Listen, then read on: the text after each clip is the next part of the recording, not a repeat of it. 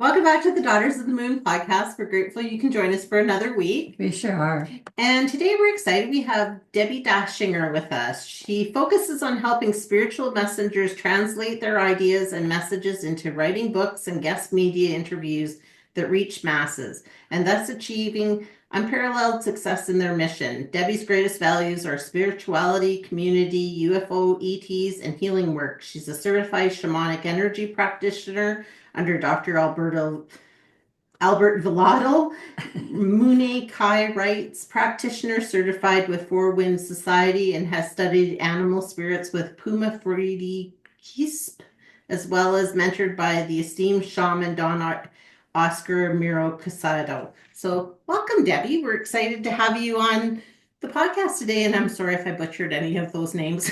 You did. You did, but we can clear them up as we go along. And it's not, I know it's a mouthful. No, thank you so much for having me. And I was reflecting right before we started how much I love podcast interviews because this is such a beautiful way. And thank you for your platform. It's a beautiful way for people who listen to your show to get to know new people they wouldn't know otherwise. And I'm saying that because literally right before you and I just started, now the three of us, I ended a Zoom with a gentleman who is putting out a book. He's hiring me to do his bestseller launch for his book. And how did he meet me? He heard me being interviewed on a podcast. And so I've also had lots of people join my shamanic programs and other programs because of this. So I do a podcast. I'm grateful for podcasts. It is just a beautiful way to message out to people, a warm way for folks to get to know me and sometimes come into uh, my culture, if you will, so we can work together. So thank you. Thank Yes, you. you're welcome. And we agree because that was one of our things when we started the podcast was, how can we get this information out to people so they see the different people out there doing all these different things and then have the option to, You can choose. follow them or whatever path they're being led down to do. So yeah, we love the podcast platform. We really do. It's fun. We get to have some laughter and knowledge all at the same time, right? So knowledge is always a good thing. And the laughter is too. Yeah, So this is an amazing venue for very curious minds, and I yes. love it for that as well. Yeah, Yeah. it is. And so can you tell us a little, we read a little bit about your bio. Can you tell us a little bit about what you do and your story? Yeah, I would be pleased. I was originally a professional actress and singer, and I had a big change well into my adulthood. I was very successful, and all of a sudden everything changed, and I didn't know what to do with that. Because when you're passionate about one thing since you're a little kid, and all of a sudden that one thing is starting to feel wonky, that was a complete misnomer for me. I had no guidance for how to navigate that. The only thing I knew what to do was surrender.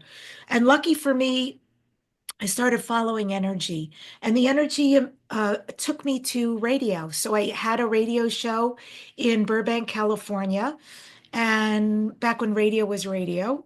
So that was almost 18 years ago. And I Wow. created the Dare to Dream program, and I loved it, and I loved who I got to speak with. And I started writing books, and I started coaching how to write a book. I started doing PR publicity so I could get other people, spiritual messengers specifically, booked on podcasts. And then I started doing these bestseller books, and all very successful and wonderful. Still love who I work with. Then the universe, if it is the universe, we'll find out when I cross the veil. Or maybe it's extraterrestrials, we'll find out. But there's definitely something outside of me, an unseen force, if you will, who decided to make some changes in my life. So, specifically, about 5 years ago, I got involved with plant medicine. It was just a calling, and I was following that. And one of the times I went out of country, and while I was out of country, I drank ayahuasca 4 nights back to back, excuse me, and every night the divine would come to me and she would say, Debbie, you're a healer. You're a shaman. You are a priestess. And I had no context for those words. I argued with her. I was massively confused. And she was very gracious. She came every night with the same edict. You're a shaman, you're a healer, you're a priestess. And she showed me different aspects of myself. Enough to edify me a little bit, but really not enough to understand. Before I left the country, she forced me, I mean, really forced me to go get a blessing by a shaman for being a shaman. And I thought, oh my God, I'm not a shaman. I haven't lived in a jungle for decades. My community has not appointed me. I have not gone through the initiatory rites. Like, that's a crazy thing to proclaim, but she would not let go. And so I finally acquiesced and I said to the shaman, oh, here's what's going on. Getting these visits from the divine, and I don't even know how to process this. The shaman was amazing and just said, of course. And I did. I actually got two blessings. One for being a shaman, and the other one, there was a female shaman by the name of Sarah who gave me in Spanish a blessing so I would better understand my shamanic path. I came back to the US and I was like, this is wild. What do I do with this? And I had a friend who was very gifted and said, let's do some past life regressions. And I agreed. And the first regression showed me immediately that I had been a male Native American shaman, living on just the most idyllic life, really beautiful with the animals, so at peace with the earth. And then we did a second session. In the second session, I saw myself that I was over 7 feet tall, very, very skinny, very poised, very powerful. And this aspect of me, was a shamanic Mayan priestess. She was Mayan. She was the leader of her people. And I got to spend time with her. And before I left, I had a few questions and assumptions. And when I made these assumptions, she shook her head and she pointed a finger upwards. And telepathically, she said to me, I am not from here. I am from another galaxy. And with that, I came out of the session and I was like, whoa, that's wild. I have spent a kind of a lifetime in a lot of judgment about people who believed in UFOs or extraterrestrials. I thought they were crazy. And even though I was spiritual, I had my limitations. And all of a sudden, I am spending a day, it felt like, with an aspect of me very, very real. I can still see her to this day and feel her. And she's expressing that she's not from here, which means I am not from here as well. And so that opened me up tremendously. The one thing I knew how to do, because it was still very confusing, was research. I'm a great researcher. And I thought, well, if I can't figure out what does that mean, I'm a healer of what? How? Right? That's where I lived. And so I thought, well, just immerse yourself in something. That's the best way. Start getting information. So I started enrolling into shamanic certifications. One of them, Dr. Alberto Viodo, Don Oscar Miro Quizada, Freddie Puma Quispe Singona, like all these amazing shamans. And I worked with a woman here in the town that I live in. We used to meet in the forest every day, every week, excuse me, for 8 months. And we do this shamanic journey work. And so all of this stuff was profound. And I did it all because I wanted to learn. I wanted to understand, what does this mean, healer? What does this mean, shaman? What does this mean, priestess? And so I'm just culling all this information. And I'm a good student because some of these programs were difficult. It was adding over 30 hours to an already very busy adult life. But I was just like, I can't get stuck in the prison of how. I'm just a yes, because this is that important. And by virtue of me going after information, I started changing. Doing all these shamanic practices, I started rewiring my nervous system. Old traumas were being healed. I mean, people in my life were saying, and especially because I have very gifted people in my life who feel and see energy, and they're like, you're not even the same person. This is amazing. And so I changed, and I know, I feel it for sure. It's the before and after is amazing, and I'm so grateful. And so I left with these certifications, and it's funny, I didn't even know what I was. There were people who were also taking the same program. They were very clear. I'm going to put out a shackle. I'm going to, say I'm a shamanic practitioner. I'm going to do this and that. I have none of that. I was just like, meh. Like you're getting the info. I'm along the journey. I'm just discovering. But the universe took over at that point. And what I mean by that is I received an invitation out of nowhere, it seemed, from an organization who said, we are doing the World UFOlogy event in Mexico City. We would love for you to come and speak on stage. And I'm like, how'd they get my information? And that seems really wild because now I'm not only immersed in shamanism deeply, I'm immersed in extraterrestrials and UFOs, and I've changed my show a lot, my podcast, and I'm talking to some pretty big people in this arena. And I mean, my learning the trajectory was enormous. And so I said yes. And I went to Mexico City and I spoke. And right before I left for Mexico City, I get an email from Gaia TV. We would like you to be interviewed on George Norrie's show, Beyond Belief, on Gaia TV. And I'm thinking, oh, now I am so being punked. This is crazy.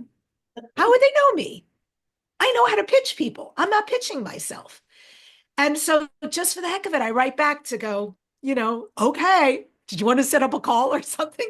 I think, the jig's going to be up as soon as I write that. But instead, they send me the travel agent to book me to come out.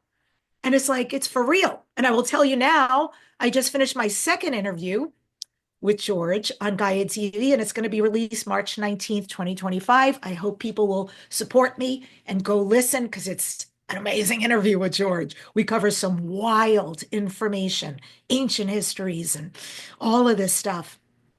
And so that's how it started. And I all of a sudden, all these different places all around the world, Sedona and in Glastonbury, and I could go on, start reaching out and saying, we would like you to speak at our event, or we'd like you to speak at our online event, or we'd like you to be interviewed on our podcast. And I just sat back fielding it. And that's why I make the very tongue-in-cheek joke with you that my publicist is the universe, question mark, is the extraterrestrials.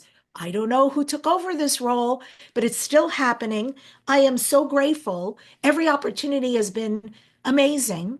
And in the interim of all of this happening, just to wrap this up, I thought with everything happening on the planet, let me offer these shamanic services to people.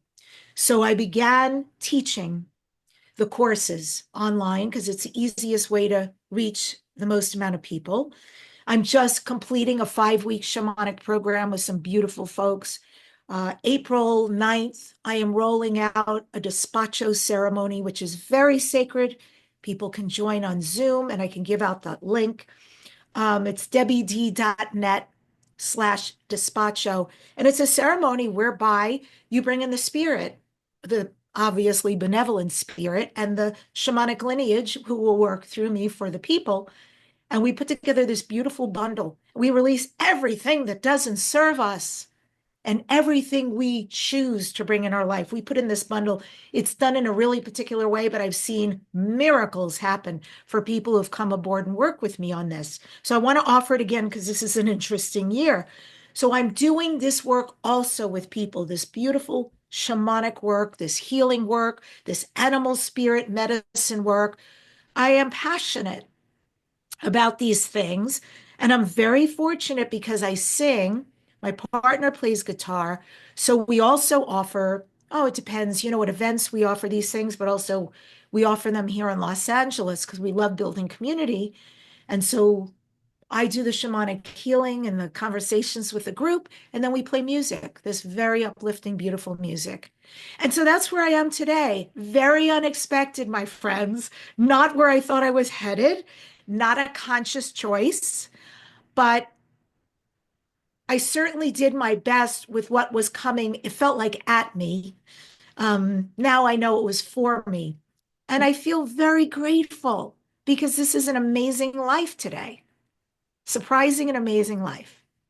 That's amazing, and I love Beyond Belief with Gaia. I actually just got Gaia not too long ago, Mom and I, and I'm like, I'm gonna watch this, check it out. So I started right at season one, right? Because I'm like, it's just so interesting. Like it's just there's so much information and so many amazing people on there. So I think that's good, and I think I actually did see your first interview on there. And then I told Mom, I'm like, you have to check out this. He's amazing, mind blown, right? So it is so funny though how the universe, when you're open to it, starts leading you down these different paths, especially like you say, like even things that you were like, no, that's a hard no, I'm not going there. And then you're like, right, maybe. Apparently I am. Yeah. It's wonderful how they push you in the right direction to give you another little, I guess, spike it going, this is better. You can do this too, just try it out. So yeah, good for you. Thank you. And funny enough, I'm glad you love George. I do too. He's a character. And I wanted George Nori on my show so much. I just thought, this guy's a legend. He's paved the way for me, for so many people to have this conversation. And he's an interesting guy. And I know his senior producer. We now become friends because I was interviewed on Coast to Coast as well, and now twice on Gaia. So you get to know people. And so George is creating something. He's going across the country doing some shows. And so they wanted to come on my show. And I had tried a year ago to get George on my show. And it was like, ugh. I finally let it go. I detached. I said, this is not happening.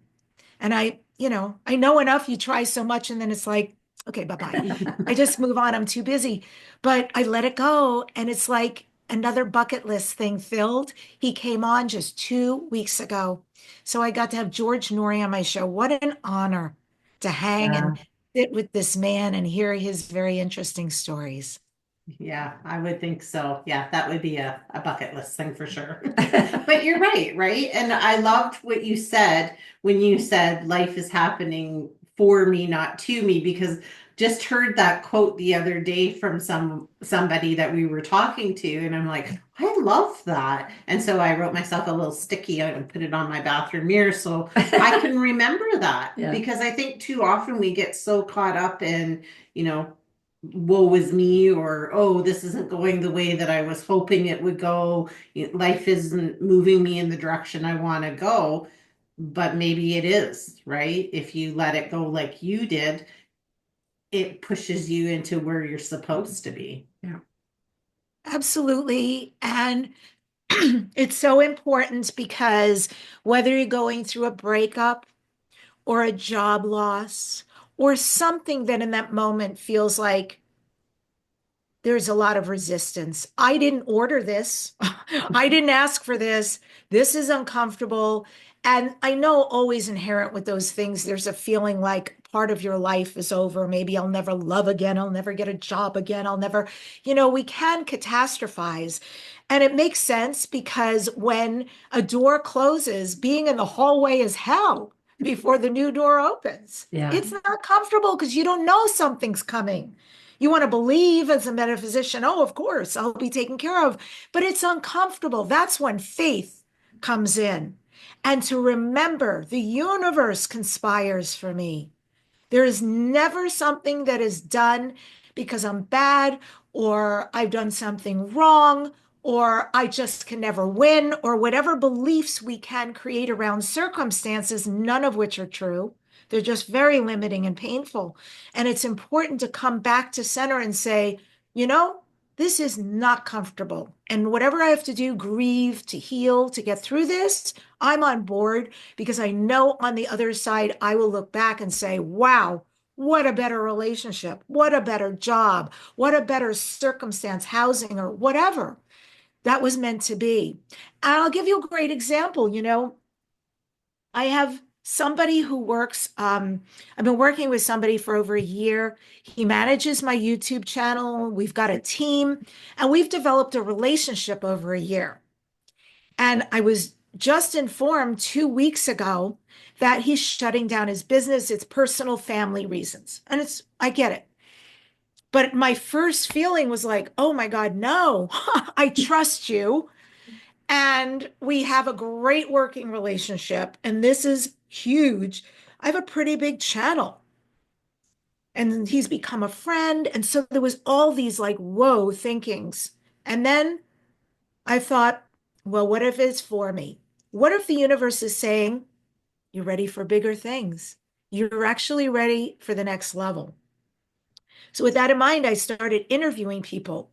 And I mean, all spectrums of the scale, but it was really clear what I need. And I'm telling you, within 1 week, I booked a brand new manager who not only is going to provide what the team that was working with me provided, but I am also very clear for many reasons because of our back and forth and the audit he did on my account. He's going to do actually a way better, even more professional job. And I'm sitting back and watching this and going, oh my God, that's such a blessing, actually, that this happened. Because I am ready for the next level and I'm aware I'm ready. I'm growing. My business is growing so fast. And you have to pull in people who can support that. And that's exactly what happened. So the universe conspired for me. Yeah. Yeah.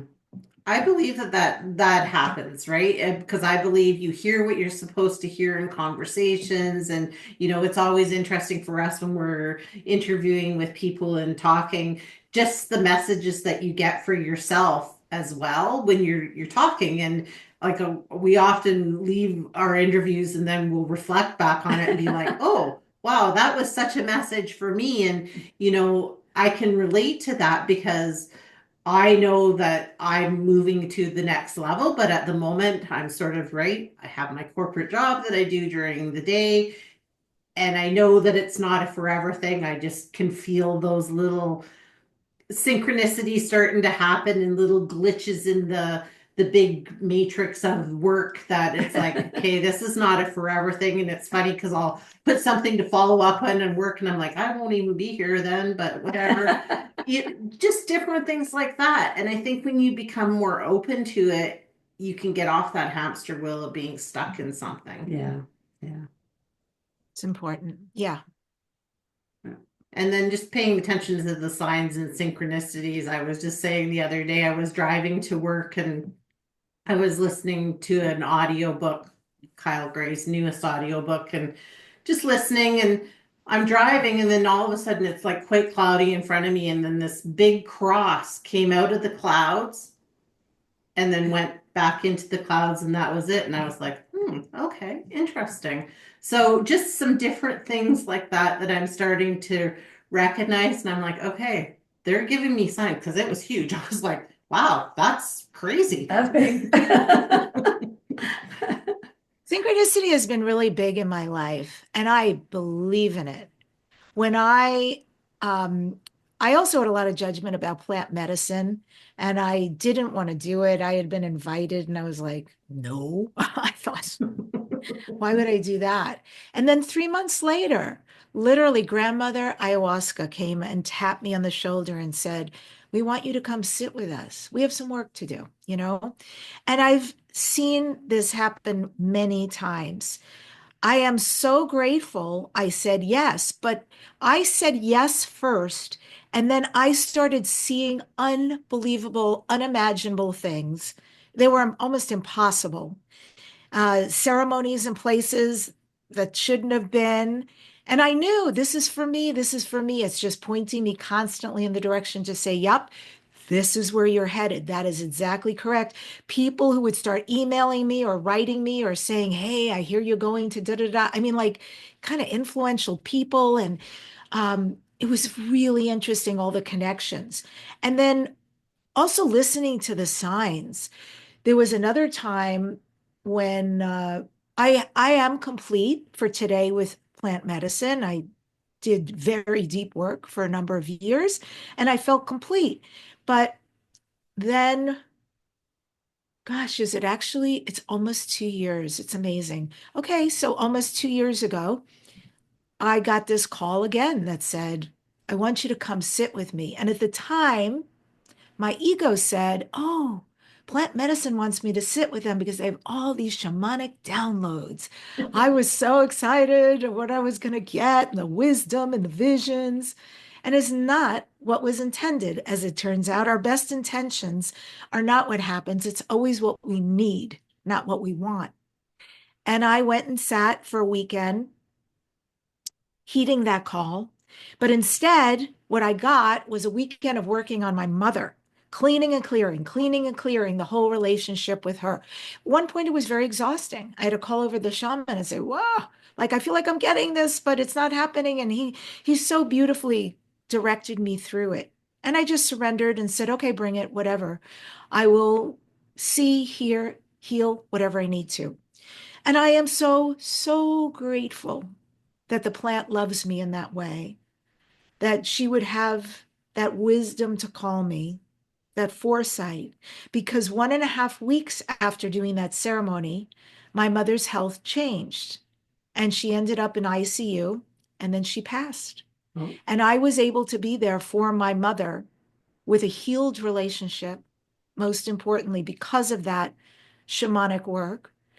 And second of all, as a shaman, I was able to do the death rites over her and yeah, full regalia, rattles, songs, everything. And to be able to assist another human being, whoever it is, over the Rainbow Bridge. And now I've done it many times for animals and for people to help them to die. It's like the greatest honor. And so these synchronicities are not frivolous. They're very important. They're the red light, green light. They are the arrows pointing the way. And when we pay attention, again, you don't need to know the how. You don't need to know the why. It's just, okay, this is happening. Let's just get the information. And if you will show up, more will be revealed. Mm-hmm. Yeah, I 100% agree with that. And I think it's interesting how we get kind of called into the different things when we're paying attention. It's like, oh, this is the path that I need to go down, you know, rather it's plant medicine or what you should be doing, you know. Like I know every morning when I do my morning ritual, I am always asking, like, can you just show me what I'm supposed to be doing for my soul's mission? Because I know that it isn't what I'm doing. I know there's more. Please show me the signs and synchronicities to, you know, and help me understand them when they do come. Because I think often we are given the signs, but we're so got the blinders on that we don't even see those. Busy too. Yeah. How about you, Barb? Do you see synchronicities? Have you experienced that? All the time. I've been very lucky in my lifetime. It's interesting because, like you said earlier, you walk down these paths where it's like, oh my God, what's going on now in my life? And then as you pass through them, you realize I needed to do this because it was going to put me in another place, you know. And I had an experience when I was just young and I was only 30 and I had GBS, Guillain-Barré syndrome, which at the time was very limited to people, the knowledge around it and everything else. And I went through a long process with it where I was really close to death. And I had two small children at the same time. And when I came back out of it and through the processing it, I changed again. I didn't have the anger. I didn't have the fears the same. I had a way of pushing myself in a different way and not feeling bad for how I was pushing myself. And it really, and through life, different things like that has kept happening, marriages that didn't work and things like that. But they were all pushing me in a direction where saying, you don't need that anymore. You're changing, you're moving in this new direction. You're heightening to different levels of where you need to be, processing differently, that kind of thing. So yes, it's taking me from, I started really young doing readings for people, teacup readings and things like that, and now I'm at a very different level with it spiritually. So Spirit all the time was saying to me, we want you to guide with us and walk through these roads to find out where you really need to belong. Or now, we also have Indigenous backgrounds. So we're, something I've been thinking lately about getting more into as well as maybe learning my tongue of where to really speak with it. So, I mean, it just keeps moving and it keeps pushing, you know, you read something, you go, oh, I'm supposed to do that. That made me feel like I need to do that. So it's still working with me. And, you know, I'm not at the younger parts of my life. I'm mature, more mature sort of thing. But I respect the maturity for how it brings me the messages now. Okay. Where I hear them in a different way than I did, say, when I was 30 and 40 and that kind of thing. So now, as in my mature life, I hear a message and I pay attention right away because I think Spirit's telling me, okay, this is something else you need to do. So yeah, that's sort of been my enlightenment along the way and how I follow my field of where I should go and what I should do with that. And for all the different reasons that I do it. And it's beautiful. Yeah, I love that for you so much. And that's very interesting that you have Indigenous in your lineage, and that you're curious to find out more, maybe speak the language or find out more about your people. And just akin to that, my shamanic passions, they're kind of never ending right now. Now that I have opened myself as I have to it, I am now in a phase where I want I want to find out about other cultures. So the one culture I went so deep into is Peruvian, Andean, the people who speak the Quechua language. And so strange, I didn't plan it over all the years that each man and woman shaman came not from the same region. They're all over Peru, but all from the Quechua language, all from the Inca people lineage, which is one of the most ancient shamanic lineages and indigenous people, all from Peru. So that's very interesting, but my heart hungers for more.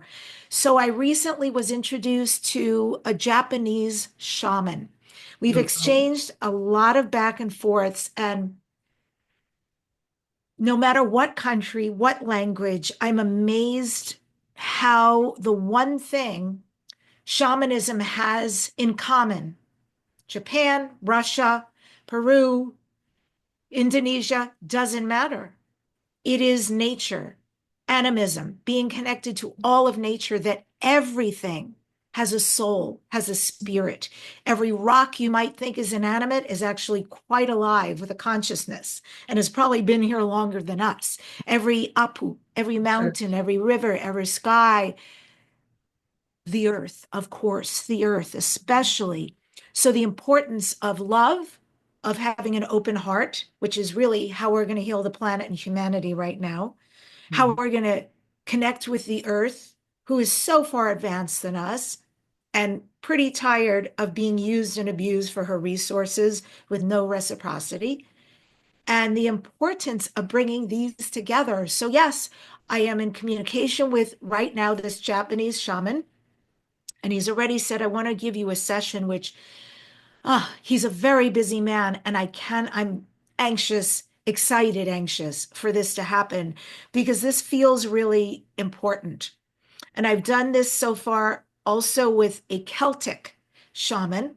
Very And cool. it's so fascinating, all the different practices. And although they have that through line, there are all these different practices. And I just am open to now learning more from other indigenous cultures. And I feel very much like, at least now anyway, my podcast, my speaking, these interviews, it's really to be a mouthpiece for the indigenous, who I feel have always held the wisdom from the beginning of time. They've Right. always treated the planet and nature and animals with the utmost of respect. They've never killed an animal in a hunt and just dragged it back to their home and went on with their life. I mean, everything is a thank you, is a gratitude, is a thank you for giving me your life and your sustenance.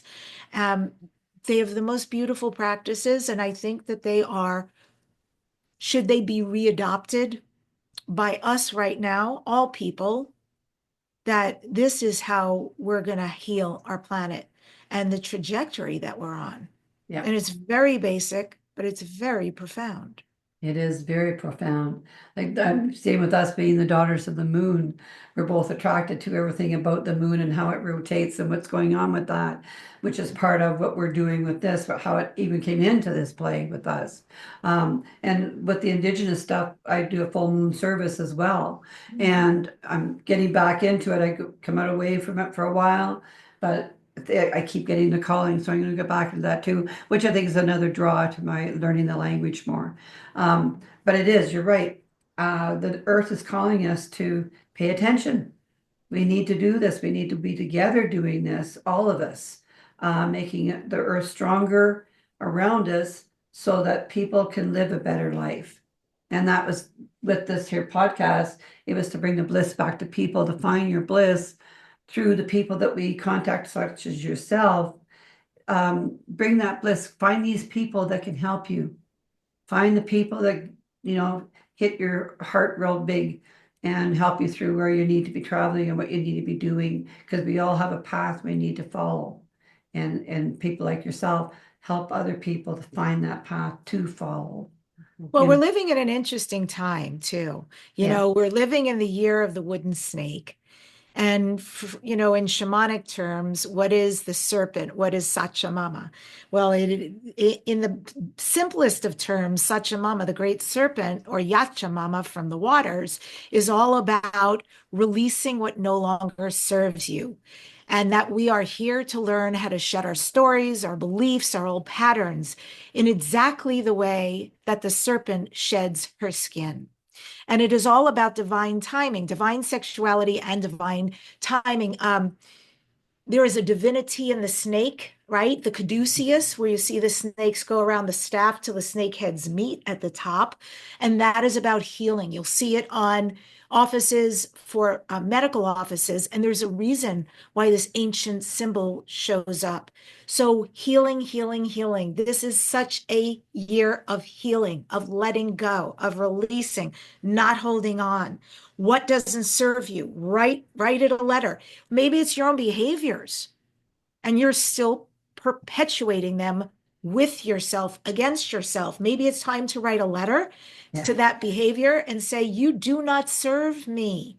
You are not welcome in my life. Thank you for what you did for as long as you did. I know I brought you in for a purpose to protect me, but you no longer do that. You've outlived your purpose. I bless you to be transmuted in the light, and I'm ready to bring something much greater, much more loving and benevolent in. And it's also a 9-year. When you do the numerology, we're in a 9-year. And if you look up what 9 is about, endings. And so the work, I know certainly the work I do, it's so important. And there's beautiful healers out there that folks can work with. It is very important, I think, to align oneself with a community, with a tribe, with somebody who's doing work that you're really getting results out of, and continue. I mean, having community right now is beautiful, that you could talk about these things freely and not worry someone is more mainstream and doesn't get it. No, be with your people, be with your IU, with your tribe. And that's why I'm doing the despacho ceremony, because people can get rid of what doesn't serve them and bring in what they desire. And it's just one of the many ways I disseminate this. I also do a lot of work with the spirit animals, and I talk about lots of different animals because they all have beautiful wisdom that most people don't know about. They just look at the animal and they don't get how deep their lineage is and what they came here to teach us, and how we can work with them on a daily basis to use their medicine. So there's a lot out there that's available. And just as you said, it's really important to find your tribe, start working with people you'll know. And there's great people out there. And if anybody's interested in me, you can go to my website. You can go to debbidachinger.com. You're welcome. My despacho ceremony is at Debbi D. There's no E at the end of my name. It's just DEBBID.net/despacho. my YouTube channel, Debbi Dachinger, great conversations there, and etc. But there's many ways to connect and receive just all this upliftment. It is important right now.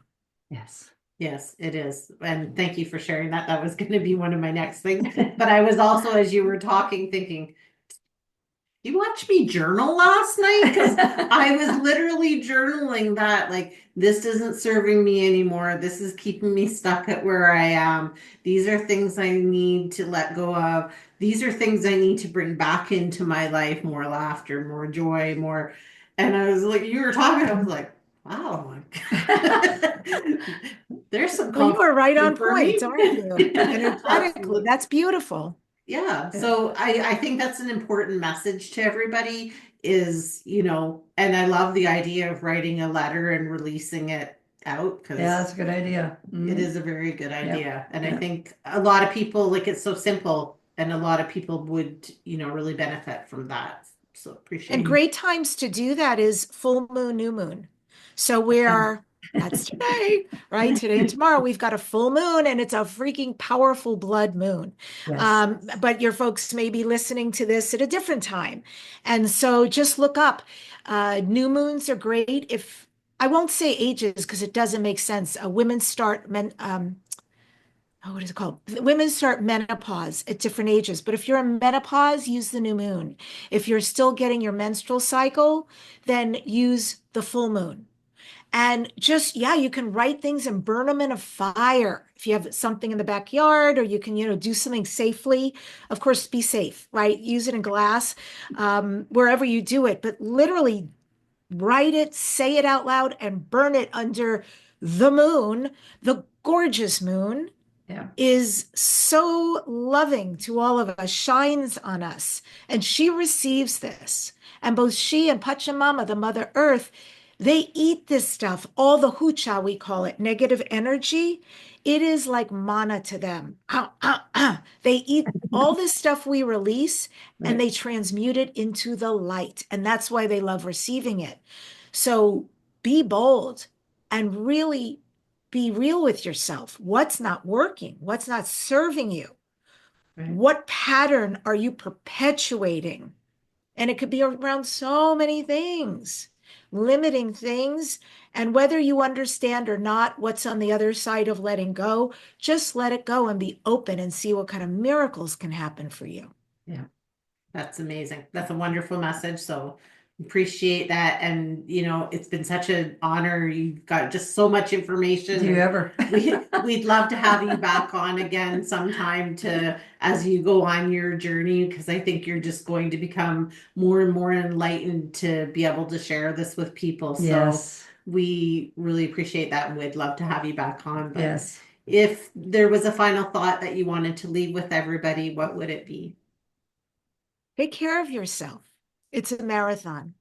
So drink water, take naps, find ways to fill yourself, take baths, talk to people who love you, have fun.